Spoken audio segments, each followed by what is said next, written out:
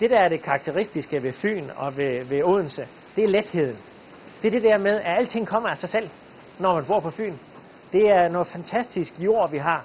Taber man et frø på jorden, så kommer der en kornmark i løbet af 0,2. Så alting kommer af sig selv.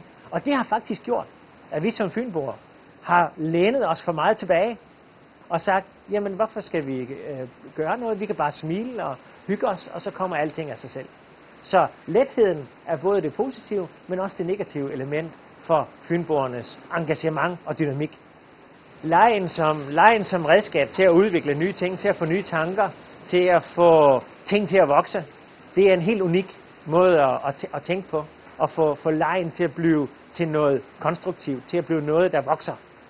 Og det tror jeg faktisk, at vi har en helt unik mulighed for på Fyn, i Odense, fordi vi har den naturlige lethed.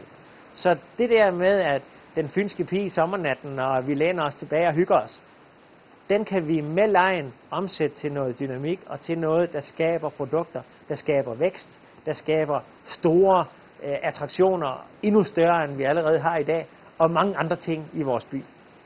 Ja, bekymringen for mig, når vi taler om leg som grundlag for udvikling af en by som Odense, det er, at vi ikke selv er aktive nok.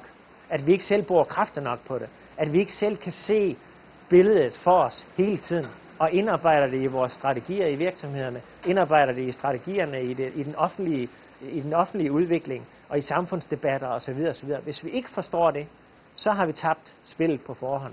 Det handler ikke om, at leg skal blive taget seriøst af andre. Det handler om, at leg skal blive taget seriøst af os selv.